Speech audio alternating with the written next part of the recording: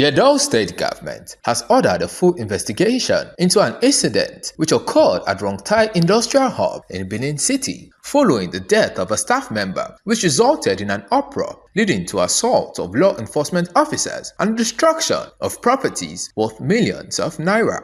Truck drivers who was going to dispose of refuse was driving through to Newport, but he had an accident and fell into the ditch on the other side. And when that happened, immediately happened, he lost his life. And then they needed to take the corpse to the morgue. And so they mobilized because they tried to help to rescue him, but it wasn't easy because the tractor fell on him. And so they brought a bigger machine to him. So by the time they brought him, I was already. Speaking to journalists after his investigation, the Deputy Governor of Edo State, Right Honorable Dennis Idahosa, expressed dissatisfaction at the unfortunate series of events which led to the death of the individual and the violence which followed, stating that although the Edo State government is open to foreign investments, the safety and welfare of workers must remain paramount, as he assured the public of a thorough investigation being carried out by the state government under the order of Governor Paolo. First, let me thank the Executive Governor of Edo State who decided to instruct me to come and ascertain the level of destruction and damage in this facility. This is Rongtai Group. They have about 23 companies under a subsidiary under the Rongtai Group, and approximately employee of about minimum of 20,000. That's the staff strength, which is huge.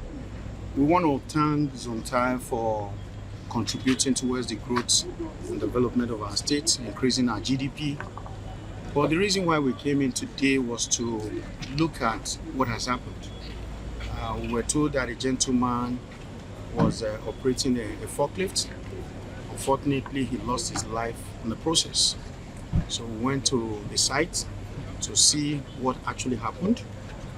And there are a lot of concerns that were raised. But for me, like I said earlier,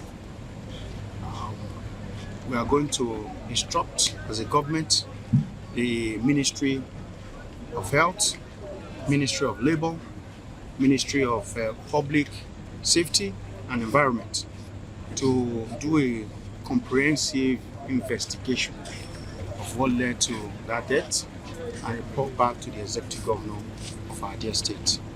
But I want to thank you, the media, for your job, and I also want to thank all the employees that we've met on ground. I believe we have gotten a substantive information, but the ministries will do more investigation and report back to the Executive Governor. Representative of the industry, Barrister Felix Imaswin, recounted the events which led to the unfortunate death of the victim and the subsequent unrest which resulted in massive theft and loss of property. He thanked the state government for the intervention and prioritizing the safety and welfare of staff members, as he called for hastening investigations into the incident. We had an accident in the company and involved one of our staffs, who is a forklift driver, and while he was taking refuse to the refuse dump site in the company, he fell into the gutters on the road. He lost his life. So they needed to use a forklift to also try to rescue him, but he was already dead, and they needed to take him to the morgue in town. And on their way, some persons accosted them and said no, they can't take it. They had to bring back the corpse back to the company gate. And then before you knew it, some of our persons, not from this community, I know at least it's a Benin community, 90% of the persons I know that have been arrested by the police are not from this community. They actually are non-indigenous, perhaps living around, and from the northern part of our country, our northern brothers. And so they collapsed the gate, broke down the wall, and then came into over 2,000 persons, I was told. And so they had to attack not persons in the company, fortunately for us, but they had to attack machineries, offices, break down, attack vehicles, carted away some computers and some other equipment. But the most important thing, no life was lost apart from the one that actually happened and led to the crisis.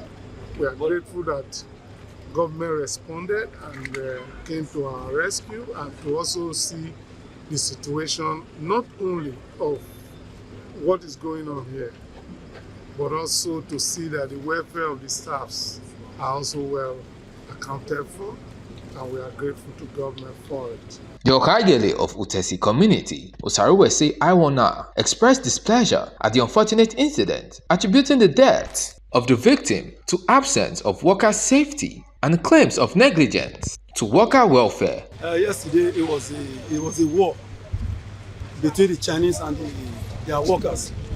I don't know what transpired. Later, I got information that somebody died here with whether low bed or whatever. So it fell into the gutter and the machine fell upon top him. He now just dead. Then Chinese order one of the healers to wrap it like a dustbin and put in the back of the healers. We don't know where he's taking it to. So the brothers and the sisters of the deceased now saw them. They now blocked them. Say they carry nowhere. At least they're supposed to have security, like police or soldier, to escort them to the mortuary. At the end of the day, you want to take it only you singly with your translator and that ceramic. So that is the reason why that crisis just happened. So many things we are lacking here because these people, they are just taking everybody, including the staff here. They take everybody as a slave. Look at the road; it's not good. We are talking about the center they didn't build, the school they promised they didn't build, the market they didn't build, so many things. Even Chinese Academy they said they want to build for us, nothing they done. Even our MOU, they didn't respond to it at all. You understand? So this is not the first time. There is a time our own blood brother, the soldier, the Chinese ordered the soldiers to shot her leg. Today that guy is mad. He's not normal anymore. The guy is totally mad in the street now. You understand? So there are so many things these Chinese people, the way they are doing, my brother, I don't understand them. The Edo State government remains committed to ensuring the safety and welfare of citizens across the state, as it has assured the public of a thorough and transparent investigation in order to ensure that justice is served. Olumide Abiodun Mudashiru reporting for PFM Global News.